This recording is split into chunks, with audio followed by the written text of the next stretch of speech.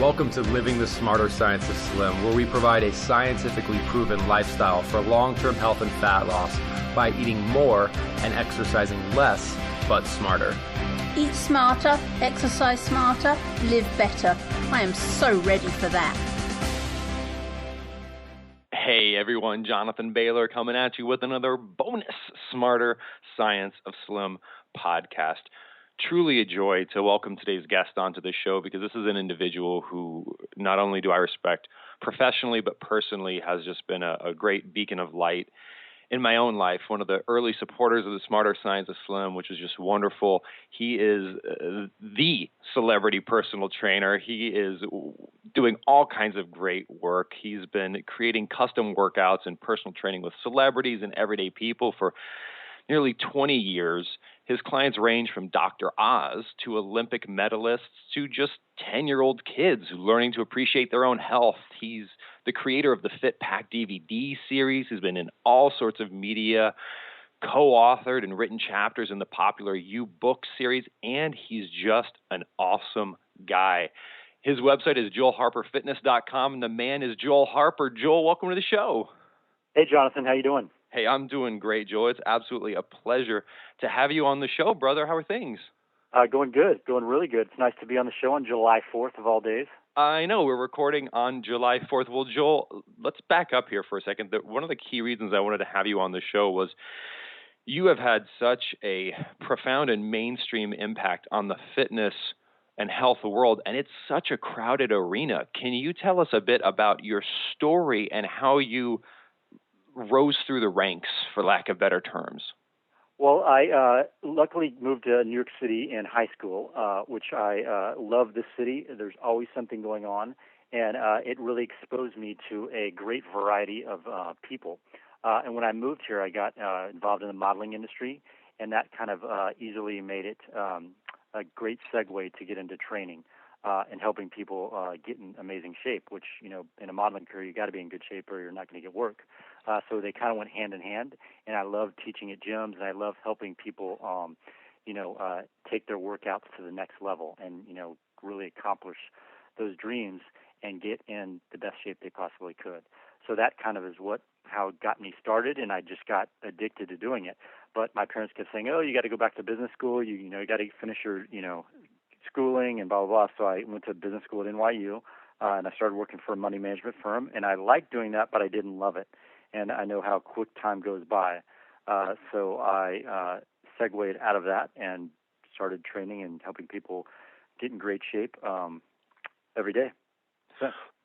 I love it, Joe. I love it. Well, what keeps you just personally, certainly I never touched the training arena as deeply as you have. I dabbled, but could not compare myself to you. But how do you keep things fresh, and not only for you, but for your clients?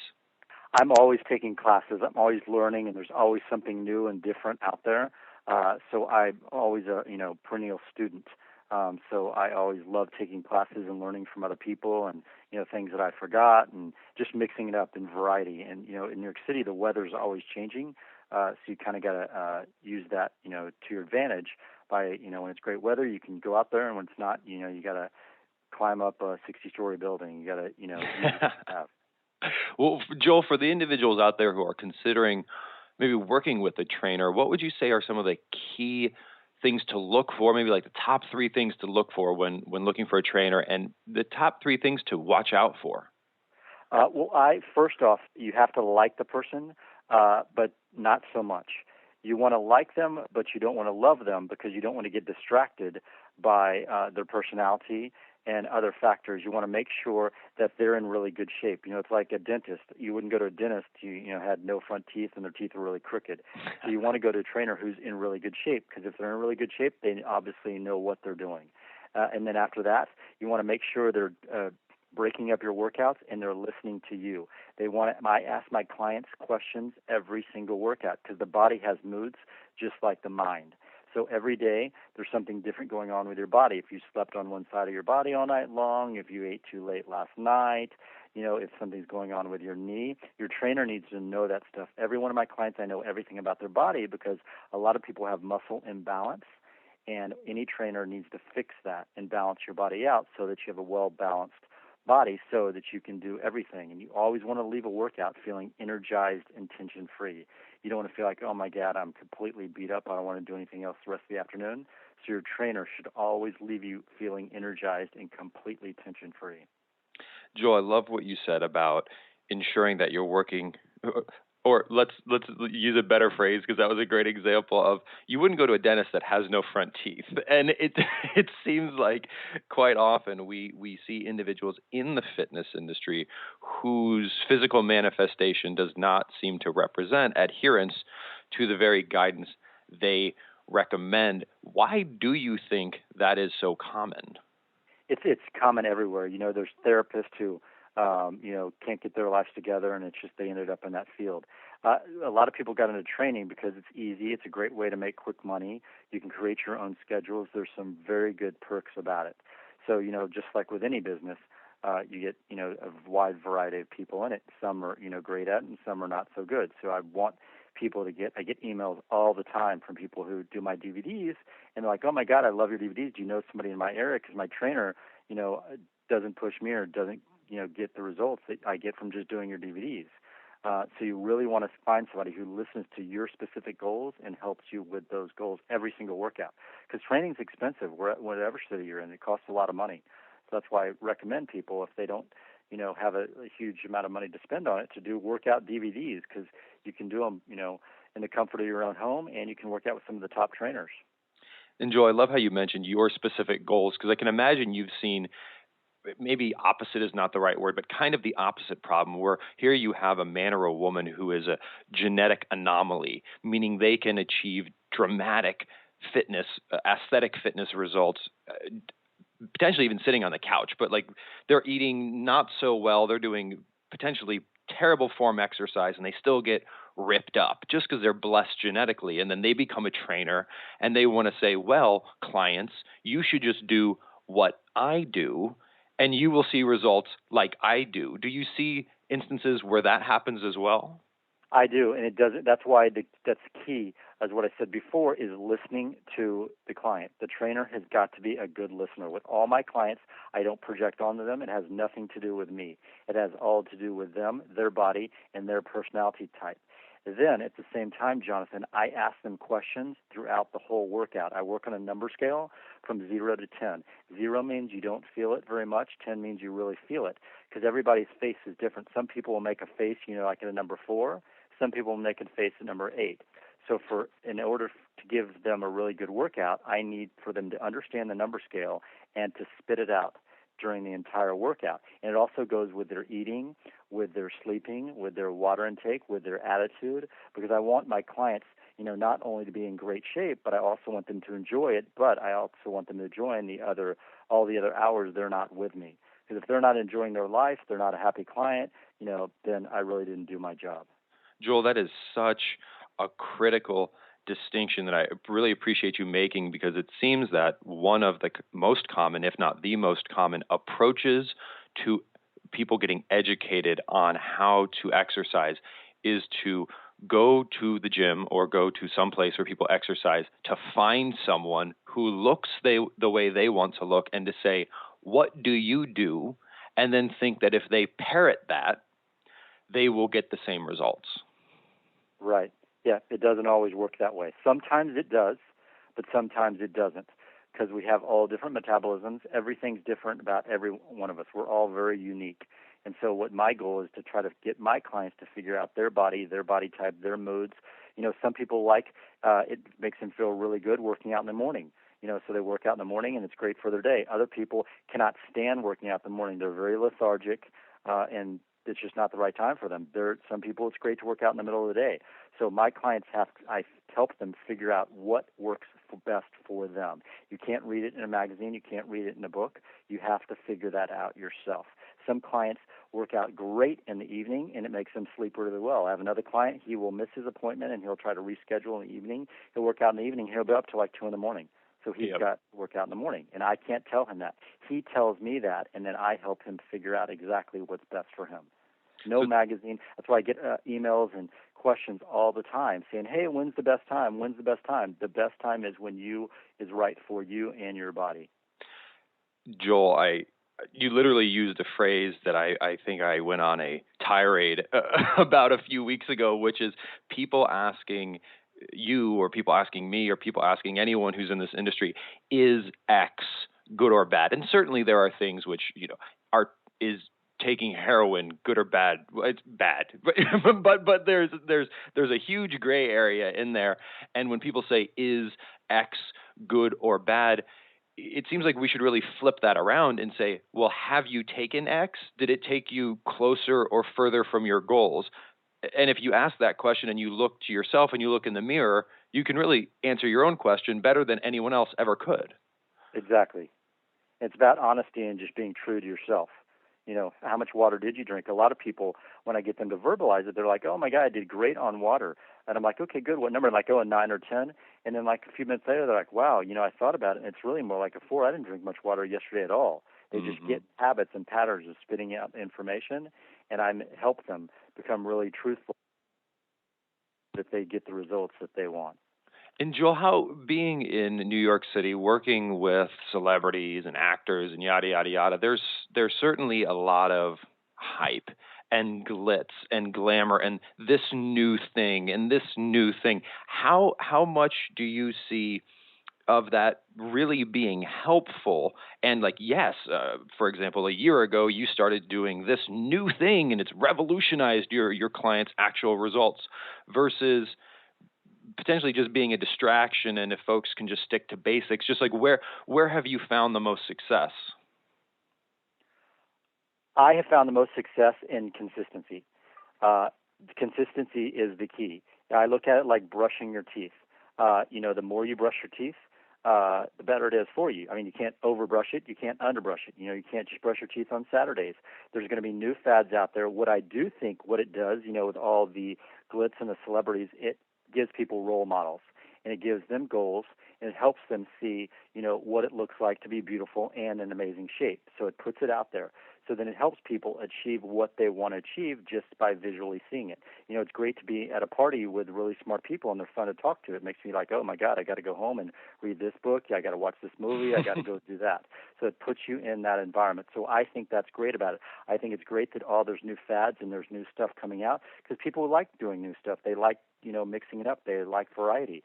But the bottom line is being consistently doing it, not working like, oh, my God, I did great this month and then falling off the next month. It's about doing it consistently, and that is the bottom line right there. I love that message, Joel, because people get in these debates which really don't matter along the lines of what is best and what is most effective from like this approach or that approach or this approach, when it sounds like, and actually the research very much supports, that anything that you can do consistently, as you've said, is superior to anything else that does not fit in your life consistently. So instead of having these esoteric debates, it seems like it's really whatever you can do that you can maintain consistently is the most effective approach for you. Exactly. And that's what's key, is finding out what it is, sticking to it, and keep going. And that's the bottom line right there. And Joel, one other thing that I want to get your insight on is you've done a lot of really great work. Like you did the PBS best-selling DVD, Firming After 50. What have you found to be the key differences or distinctions for some of your more experienced clients when they want to firm up? Because also they've been on this earth for a while. They may have been taught some information that was the best knowledge available 30 years ago, but exercise science and nutrition has certainly evolved just like any other field has evolved. How do you uniquely help those individuals? Using your body as your gym, first off, which it's free and it's easy and you've already got it, and exercise, stretch. I find that works the best for my body and with most of my clients. Because what it does is you want to really burn the muscle out, really isolate it, and then you want to balance it back out by stretching it in those breaks. And it uses your time very efficiently and effectively. We're all really, really busy, Jonathan. We all have so much to do, and I try to make it very simple and very easy for people to get in good shape and automated, because the more automated stuff is, the more likely you are going to do it. And, with the Firming After 50 DVD, why it was so successful is because it hits a target market, it hits the body parts that they want to work on. They leave the workout and they're like, oh my God, I have more energy. And that's what you don't want to do to people. You don't want people to do something and feel worse afterwards. Everybody should feel better from exercising afterwards. They should have more energy and they should be completely tension free. And that's a lot of people. I go to parties and I meet people all the time, and people are like, oh yeah, I want to work out, but I have this really bad back problem. I'm like, oh, okay, what's wrong? And they'll kind of explain it to me, and I'm like, oh, okay, can we go over here to this chair? And I show them a few simple stretches, and they're like, oh my God, I feel so much better. And I'm like, you have this, in your repertoire. This is just a simple, using your body as your gym stretch. And it's like flossing your teeth. People go around and automatically everybody knows to floss their teeth. They have food in their teeth, go floss it, it's gone. The same is with tension in your body. You need to learn and use stretches to get rid of that tension immediately, the right kind of stretches, so that you don't have, a shoulder problem, a hip problem, a back problem. A lot of that stuff is completely unnecessary. And if you're carrying that around day after day, it's like having food in your teeth. It's going to give you a cavity. You want to get that tension out, and that's what I try to teach people first off, is they got to get rid of that tension so that they feel better, so that if, they trip or if they fall, they don't have muscle imbalance that's going to, aggravate the situation even worse. I love that. Almost a yin and yang view there, Joel. I know that's even hit me at home. I spent a decade of my life really just being, get stronger, exercise, but really no respect for the yang or the being flexible or stretching or balancing things out. And it was only when I personally do yoga, but just a derivation more of stretching rather than strengthening yoga or balance yoga. And for me personally, that really, like, having that strength and that balance combined with that stretching, having both, let's say, more demanding and then more restorative forms of activities, really transformed my life. And again, like you said, exercise should never make you feel worse. It should make you feel better. So how can people, sometimes maybe it seems a little less sexy. Like we see these DVDs on television that are like, oh, extreme, get ripped. Like, maybe people don't feel that stretching will rip them up, but it's certainly really important. So how do we stay motivated to do that more restorative type of activity? Well, first of all, you want to focus on how you feel. Some people, those RAM videos, they feel great at the end of it because they feel completely energized, and those are right for certain people. But if you go into those with a little bit of muscle imbalance, or, you slept on one side of your body, you're at work all day and you didn't stretch it out, you can kind of hurt yourself, because the muscles aren't in balance before you go do the exercise, so then you could easily tweak something. So it's really important to be aware of your body first off. But then you really want to focus on, what's right for you and what feels right. Because, you're going to leave with that feeling. You may not be aware of it all the time, but if something doesn't feel right, then you're not going to come back and you're not going to do it again. So what I want people to focus on is feeling really good and what's going to make them feel the best. Not right now in this 1 second. Sometimes stretches, you're like, ooh, that's really tight. You want to feel good, but you want to open the muscle up. So you don't want to feel good all the time because you have to push your comfort zone and do some stuff. Like some people, like one guy this morning he didn't want to do towel runs. But I did it, and like at the end of the workday, I was like, oh my God, I'm so glad you pushed me to do that. I feel so much better now. I just broke through that pattern, and that's what a really good trainer should do, is to take you outside of the box and push you to do stuff sometimes that you don't want to do. Some people have that trait already. They will push themselves, and they know when to push themselves, but some people don't. And I try to teach my clients to pull that trait out during their daily life. Sometimes there's stuff at work, you don't want to procrastinate those 4 emails that are going to take 30 minutes each. You just want to crank in and get those out of the way right away, so the rest of your day is a little bit easier. Joel, your message of personalization and taking personal ownership for how you feel, looking in the mirror and continually making progress really resonates with me. And that's just, folks, I want you to check out joelharperfitness.com, because Joel really is a great example of someone who's out there celebrating the similarities, just working to heal the world, literally, and not bringing a bunch of baggage, and really keeping things positive. And as you can hear from his words today, keeping things very insightful. Well, Joel, thank you so much for sharing your time with us today. Brother, what's next for you? Because you're always staying busy. I'm always up to something. Right now I'm staying in New York because I'm working on a book. So that's a little tricky for me time-wise to sit at my computer and really use my mind and write because I'm so busy training. I'm a very active person. So right now I'm in lockdown in New York City, printing that book out between all my clients.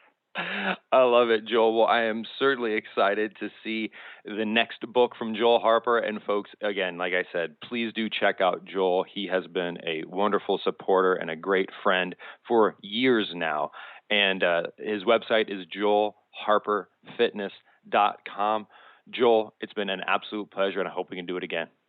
Thanks for having me on, Jonathan. Thanks so much, Joel. Folks, I hope you enjoyed today's conversation as much as I did. And please remember, this week and every week after, eat smarter, exercise smarter, and live better. Chat with you soon. Wait, don't stop listening yet. If you like the podcast and if there's other ways we can help you, please join us in the Smarter Science of Slim support group, which is freely available at the Smarter Science of Slim website, smarterscienceofslim.com. There you'll find all kinds of free recipes and success stories and just all kinds of fun stuff like how to help your kids go sane and just great community content. And just one last thing before you go, if you wouldn't mind heading over to iTunes and up onto Amazon.com and leaving us a review and then going over to Facebook and liking us, we would hugely appreciate it.